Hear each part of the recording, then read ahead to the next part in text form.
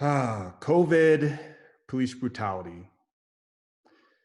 COVID has hit our country about 4 months ago. Job loss, death, businesses are going out of business. Social distancing has just completely rocked our world. We have to adjust to a new normal. Police brutality now has taken a major spotlight. Again, protests, the looting that's going on.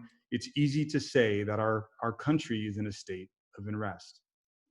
And over the last 2 months, I will be honest with you, I didn't want to have anything to do with the news. I didn't want people to talk about it because I was so sick of hearing about COVID and with the police brutality and people sending me videos. I didn't even want to see the videos, didn't even want to read the news clippings. And it was something that I just devoided myself of.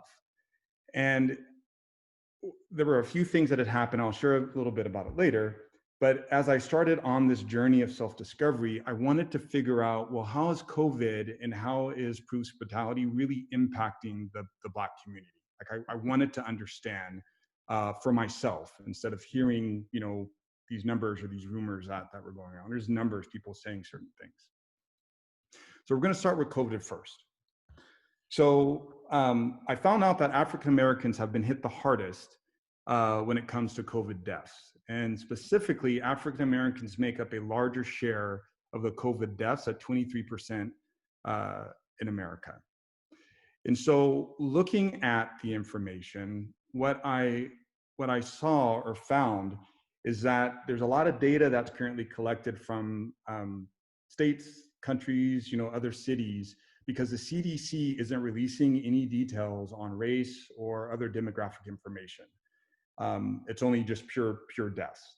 And so this chart that you're looking at here is really AP News has aggregated this information, and you're seeing the green being the percentage of the population for that area, and then percentage of deaths. And so what you see are things are very disproportionate. You can see the gap there.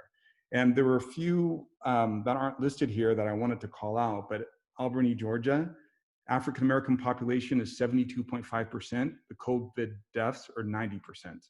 Washington, D.C., our nation's capital, African American population is 46%. COVID deaths are 81%. Chicago, population 30%. COVID deaths are 56%. And when I was looking at this information, I was thinking, what's going on? Like I wanted to dig deeper to understand what was actually happening. And the answer led me to, it was the African American communities. And they were missing just basic things that we take for granted.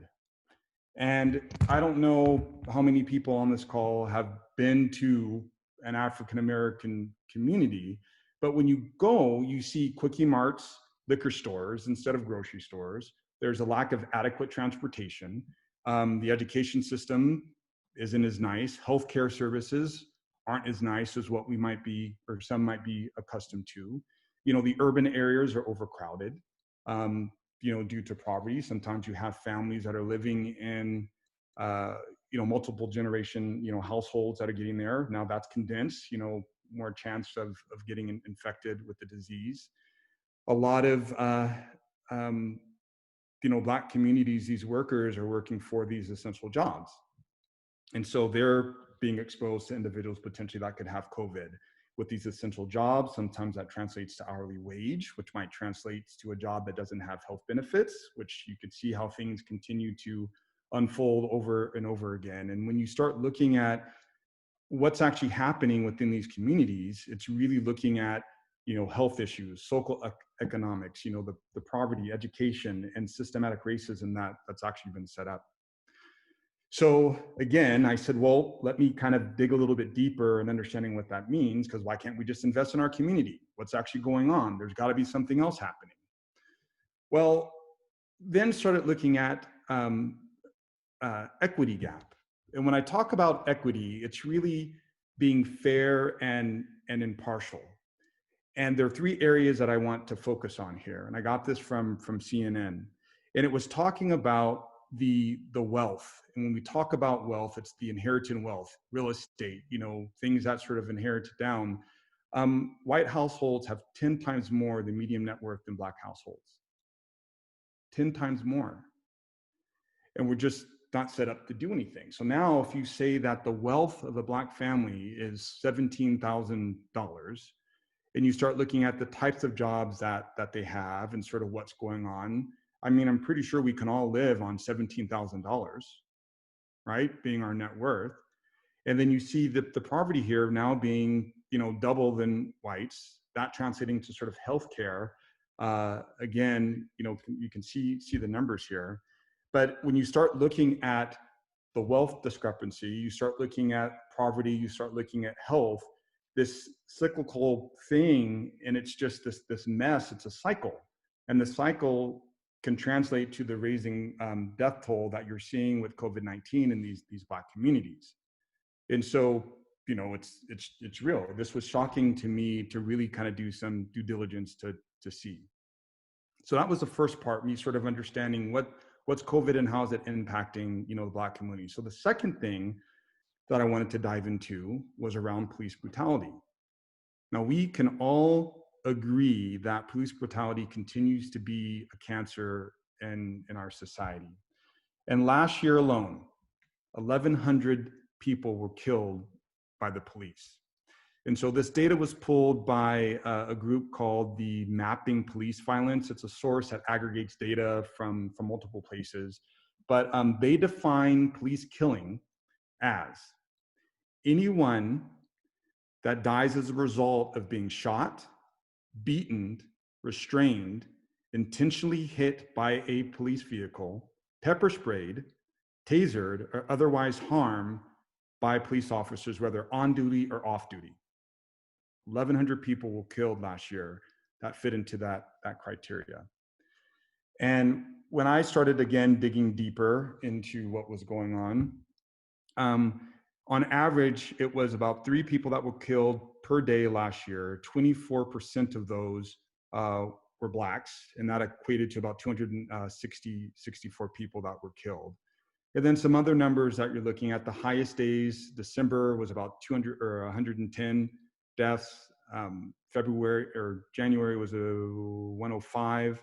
February was about 80. And then the least number of days, 27 or 80 days was in February. That was the least number. And then 27 days out of 365 days, there were no killings reported at all. This was the kicker for me that I actually did not know this, that 99% of the police over a 6-year period, given using excessive force, were not convicted of any crime at all. 99% over 6 years. And so this is because of a doctrine called qualified immunity, and it pretty much protects police officers from excessive force lawsuits that don't really involve clearly established violation of the law. And so the clearly established violation of the law could be somewhat subjective, I guess, right? And I guess over a 6-year period, this qualified immunity has allowed police officers, to kill or injure, civilians without any ramifications to anything. So this has just been going on. And this was disheartening for me to see on what was actually happening. So when you start looking at, a community of people that are in distress and poverty, feeling like they don't have any hope, you look at the police brutality that's going on and some of the laws and things that are set up to where you could imagine justice isn't, or see that justice isn't being met here. I can understand the frustration. I can understand the frustration. I can look at the data and I can understand the frustration that the events that are happening right now in our nation, we're reaching this tipping point. We're exploding. There is so much that's actually happening and going on right now that it is tipping. And once I started looking at a lot of this information and this social unrest as it started to unfold, I had feelings of my youth that started to come up, that I had suppressed them. I had suppressed these feelings of the racism that I had dealt with, and they were starting to emerge again. And I started feeling angry. I started feeling afraid. I was frustrated, and I was sad.